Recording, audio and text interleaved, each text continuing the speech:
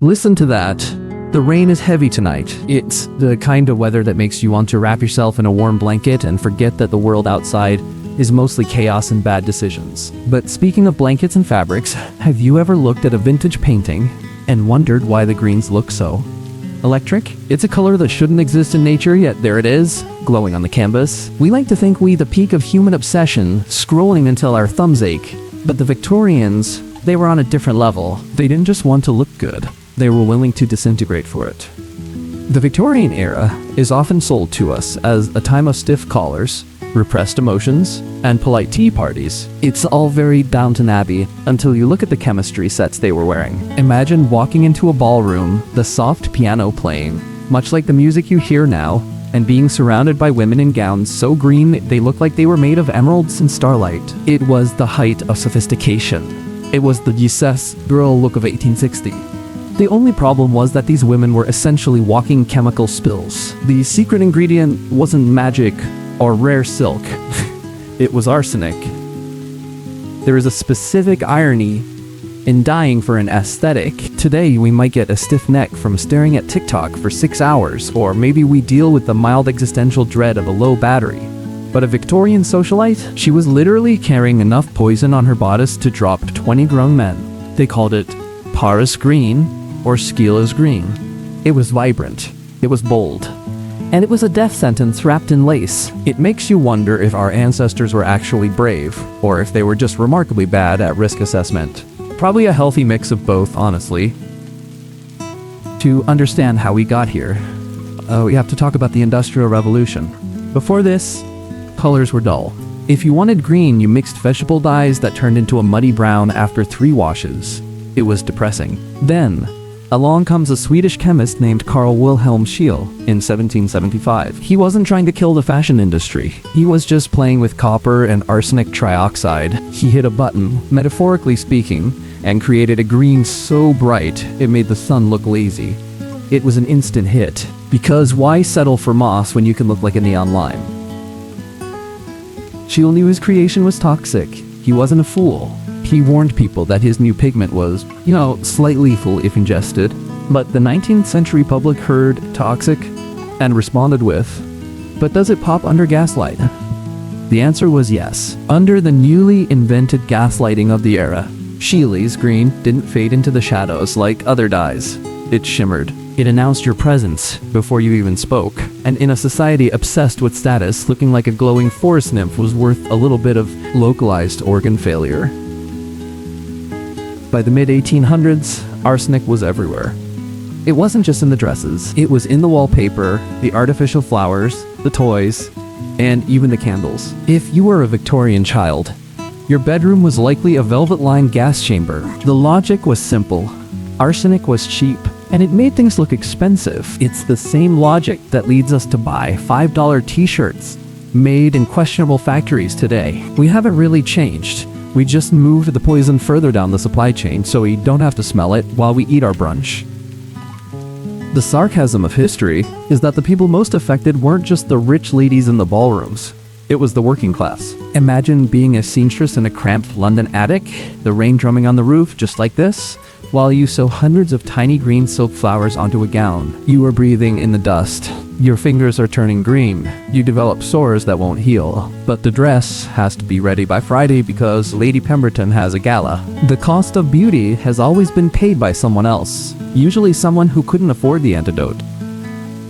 Let's look at the actual science, because it's gruesome in a very sophisticated way. Arsenic trioxide, when it comes into contact with sweat and skin, creates a lovely little reaction. It leads to skin ulcerations, scabs, and eventually, your hair starts falling out in clumps. It's not a quick, poetic death. It's a slow, itchy, agonizing realization that your wardrobe is eating you alive. There are accounts of women's skin literally sloughing off after a night of dancing. But hey, at least the photos, the daguerreotypes looked stunning. Prioritize the grid, right? There was a young girl, Matilda Schurrer. She was 19, an artificial flower maker in London. Her job was to dust silk leaves with green powder. In 1861, she died a horrific death.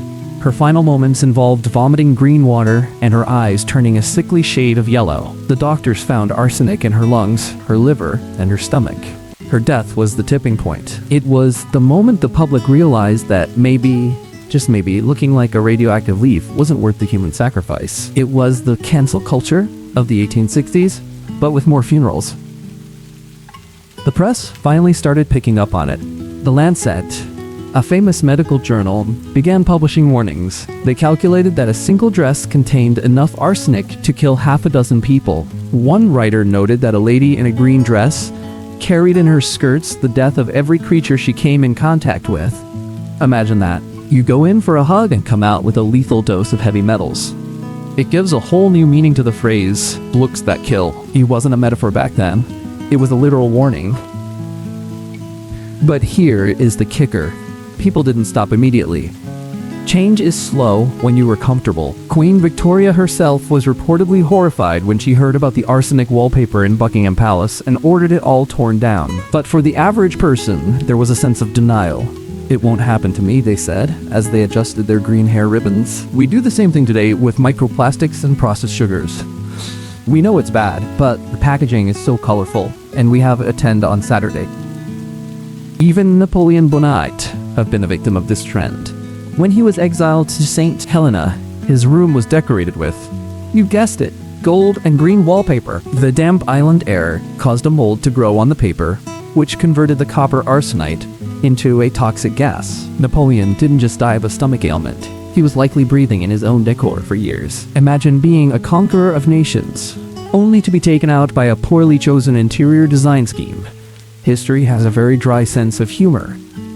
The absurdity of it all is that the Victorians were also obsessed with health. They went to spas, they took the waters, and they wore corsets to keep their organs in place. They were terrified of miasma or bad air from the sewers, yet they willingly pasted poison to their walls. It's a classic case of humans being terrified of the wrong things. We worry about a shark attack while eating a cheeseburger that's slowly clogging our arteries. We are, and always have been, a species of confusing priorities. Eventually, the fashion industry had to pivot, not because they suddenly developed a conscience, but because the bad PR was starting to hurt the bottom line. Scientists began developing synthetic dyes that didn't involve heavy metals. Enter Frimavine, the first synthetic organic dye. Suddenly, the world went from deadly green to a very safe, very purple hue. The FVMEGET followed, and everyone breathed a sigh of relief. Or at least, they breathed air that didn't contain 5 grains of arsenic per square foot. Progress is a slow, purple-colored crawl. Looking back, we tend to judge the Victorians for their ignorance. We laugh at their arsenic dresses and their mercury hats. But are we really any better? We wear clothes made of synthetic fibers that shed microplastics into our bloodstreams. We use cosmetics with ingredients we can't pronounce, hoping the FDA caught the bad stuff. We are still the same creatures, chasing the dopamine hit of a new look, hoping that the cost of our vanity isn't as high as the history books suggest. We would just traded arsenic for polyester. The rainy night continues. And it makes you think about the permanence of these things. If you go to a museum today and see one of those green silk dresses, it's often still toxic. The arsenic doesn't just go away. It sits there, trapped in the fibers, waiting for someone to touch it without gloves. It's a haunting thought that beauty can outlive the person who wore it and still carry the weapon that killed them. It's a very quiet, very elegant kind of horror. What does this say about us? Maybe that we are a species defined by our illusions. We want to believe that we can transcend our biology with a little bit of paint and some nice fabric. We want to be more than just skin and bone. We want to be emeralds. We want to be icons. And the market, ever the cynical servant, is more than happy to give us what we want, even if it comes with a side effect of sudden expiration. The Victorians were just more honest about the danger.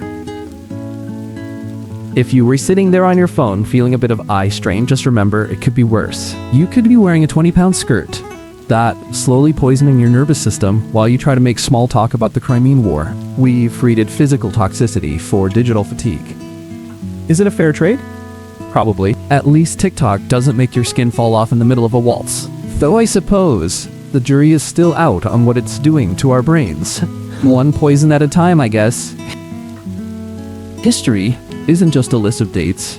It's a list of the ways we've tried to make sense of the world and failed spectacularly. The Paris green craze was a moment of collective madness, a fashion fever dream that prioritized the visual over the biological. It's a reminder that we should always question the now and the vibrant. Sometimes, the things that shine the brightest are the ones you should probably stay away from, especially if they require a chemist to manufacture.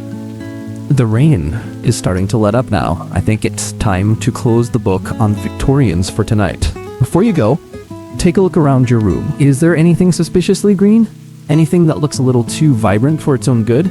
Just kidding. If you enjoyed this little trip into the darker corners of our closets, consider subscribing. Or don't. I'm just a voice in the rain after all. Sleep well. And maybe check the labels on your clothes, just in case.